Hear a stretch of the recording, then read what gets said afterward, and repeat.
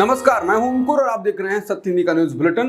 एक नजर अब तक की सुर्खियों पर। इस दिवाली सिनेमाघरों में रिलीज हुई सलमान खान की टाइगर 3 ने दुनिया भर के सिनेमाघरों में 300 करोड़ रुपए से ज्यादा की कमाई कर ली है।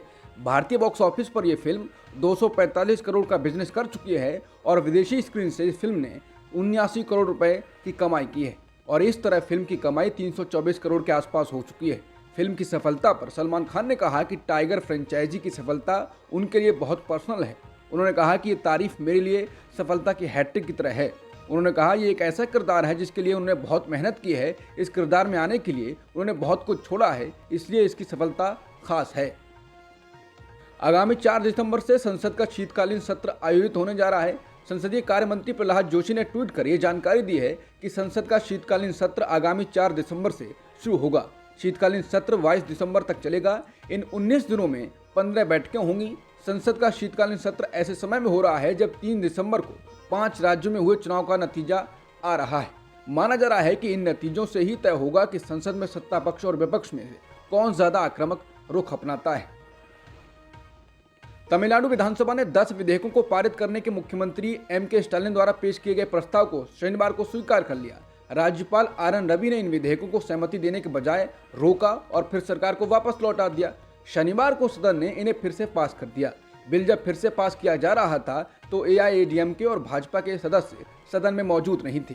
संविधान के अनुच्छेद 200 के प्रावधान के तहत जब विधानसभा एक ही विधेयक को दोबारा अपनाती है तो राज्यपाल सहमति देने के लिए बाध्य हो जाते हैं।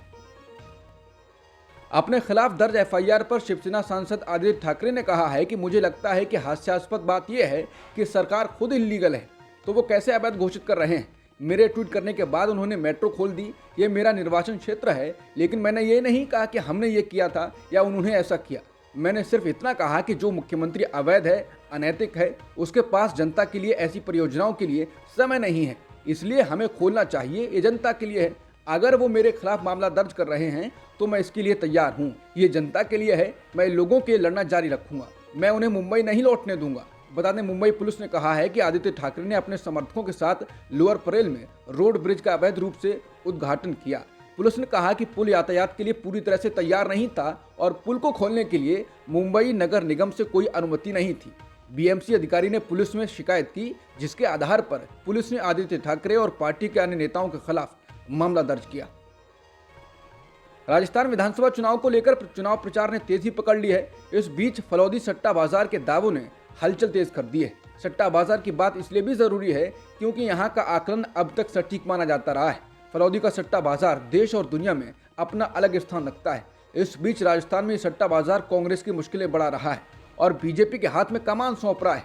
बीजेपी के लिए बाजार में 110 सीटें तक मिलने की संभावना जताई जा रही है, वहीं कांग्रेस को 70 सीटें मिलने का अनुमान जताया जा रहा है।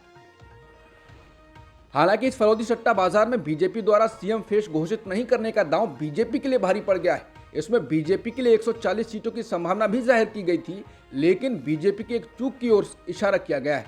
फलौदी के सटोरियों की माने तो यदि वसुंधरा राजे को सीएम फेस बनाया गया होता तो बीजेपी को 140 सीटें तक मिल सकती थी। यानी वसुंधरा राजे के सीएम फेस न बनाने का नुकसान साफ तौर पर 30 सीटों पर बताया जा रहा है। पश्चिम बंगाल की मुख्यमंत्री ममता बनर्जी ने शुक्रवार को भाजपा के नेतृत्व वाली केंद्र सरकार पर भारतीय क्रिकेट टीम सहित देश भर के विभिन्न संस्थानों का भगवाकरण करने का प्रयास करने का आरोप लगाया, जिनकी प्रैक्टिस जर्सी अब भगवा रंग की है। सेंट्रल कोलकाता के पोस्ता बाजार में जगधात्री पूजा के उद्घाटन के अवसर पर बोलते हुए कहा, वो पूरे देश को भगवा रंग में रखने की कोशिश कर रहे हैं। हमें अपने भारतीय खिलाड़ियों पर गर्व है और मुझे विश्वास है कि वो विश्व कप में चैंपियन बनेंगे, लेकिन भाजपा वहां भी भगवा रंग लेकर आए और हमारे लड़के अब भगवा रंग की जर्सी में अभ्यास करते हैं। मेट्रो स्टेशन को भगवा रंग में रंग दिया जाता है, ये हमें अस्वीकार्य है। उत्तरकाशी टनल में फंसे 40 मजदूरों को बाहर निकालने में अभी तक कोई ठोस कामयाबी नहीं मिली है। इन मजदूरों को वहां फंसे करीब 144 घंटे से ज्यादा का वक्त बीत चुका है। मजदूरों को निकालने का काम देख रहे लोगों के मुताबिक अभी तक मजदूरों को टनल से सुरक्षित बाहर निकाले जाने वाले पाइप को 24 मीटर तक मलबे में ड्रिल किया जा चुका है। वहीं 6 दिनों से चल रहे उत्तराखंड सुरंग बचाओ अभियान में एक और रुकावट आ गई। अधिकारियों ने कहा कि रात 2:45 के बाद ड्रिलिंग ऑपरेशन रोक दिया गया और विशेषज्ञों की एक बैठक बुलाई गई। कहा गया कि रात के दौरान अधिकारियों और सुरंग के अंदर काम कर रही टीम को बड़े पैमाने पर क्रैकिंग की आवाज सुनाई दी, जिससे सुरंग में और साथ ही काम कर रही टीम में दहशत फैल गई और इस वजह से सुरंग के अंदर पाइप डालने की गतिविधि रोक दी गई। चैट जीपीटी बनाने वाली कंपनी ओपन एआई ने शुक्रवार को अपने सीईओ सैम ऑल्टमैन को बर्खास्त कर दिया है। कंपनी ने एक बयान में कहा कि बोर्ड ने उनकी नेतृत्व क्षमता पर भरोसा खो दिया है। इस घटनाक्रम के चंद घंटों बाद इस कंपनी के सह संस्थापक और अध्यक्ष ग्रेग ब्रॉकमैन ने घोषणा की कि उन्होंने पद छोड़ दिया है।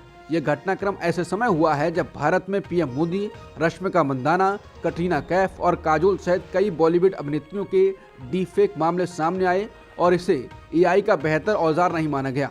इजरायली डिफेंस फोर्स यानी आईडीएफ ने कहा है कि उत्तरी गजा में एक किंडरगार्टन और एक प्राइमरी स्कूल के अंदर आईडीएफ सैनिकों को आरपीजी, मोर्टार गोले और अन्य हथियार मिले हैं। आईडीएफ ने कहा है कि किंडरगार्टन में खिलौने रखने चाहिए, घातक हथियार नहीं। इससे पहले आईडीएफ ने कई स्कूलों पर बमबारी की, हालांकि उनमें कक्षाएं नहीं चल रही हैं। हालांकि फिलिस्तीनी समाचार एजेंसी वफा की रिपोर्ट के अनुसार दक्षिणी गजा में खान यूनिस शहर पर इजरायली बमबारी में कम से कम 26 फिलिस्तीनी मारे गए, जिनमें ज़्यादातर बच्चे थे। गजा के सबसे बड़े अस्पताल अल शिफा से मिली रिपोर्टों के मुताबिक इजरायल की सेना ने इसे अगले 1 घंटे में खाली करने का आदेश दिया है। अल जजीरा और समाचार एजेंसी एएफपी ने फिलिस्तीनी डॉक्टरों के हवाले से ये जानकारी दी है। उन्होंने बताया है कि सैनिक अस्पताल परिसर की तलाशी ले रहे हैं। इजरायल का कहना है कि अस्पताल के नीचे बनी टनल में हमास ने अपनी कमान स्थापित की हुई है। हमास इस आरोप को गलत बताता है। अल शिफा गजा का सबसे बड़ा अस्पताल है। यहाँ कई विस्थापित लोगों ने शरण ली हुई है। इजरायल की सेना बीते कई दिनों से अल शिफा को घेरे हुए है। बुधवार को सेना ने अस्पताल परिसर में दाखिल हो गई थी। अमेरिका के राष्ट्रपति कार्यालय और संयुक्त राष्ट्र ने कहा है कि इजरायल की ओर से गजा में ईंधन जाने पर लगाई गई रोक में दी ढील पर्याप्त नहीं है।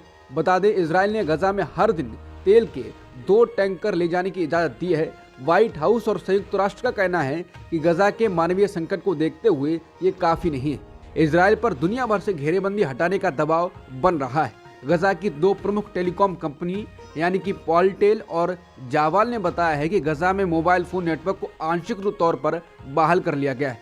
इस बीच इजरायल की ओर गजा में बमबारी जारी है। बता दें, इससे पहले अमेरिका ने पहली बार संयुक्त राष्ट्र में इजरायल के खिलाफ आए प्रस्ताव पर अलग राह ली। गजा में मानवीय सहायता के लिए युद्ध रोकने की मांग वाले प्रस्ताव को सुरक्षा परिषद के किसी भी अस्थायी या स्थायी सदस्य ने रोकने की कोशिश नहीं की। अमेरिका, जो अक्सर ही इस तरह के किसी भी प्रस्ताव को वीटो कर देता था, वो भी वोटिंग के दौरान गैर हाजिर हो गया, जिसके बाद कहा जाने लगा कि अमेरिका के कारण सुरक्षा परिषद में इजरायल के हितों की रक्षा होती रही है। लेकिन अब अमेरिका इस परंपरागत नीति से अलग ज्यादा दिख रहा है।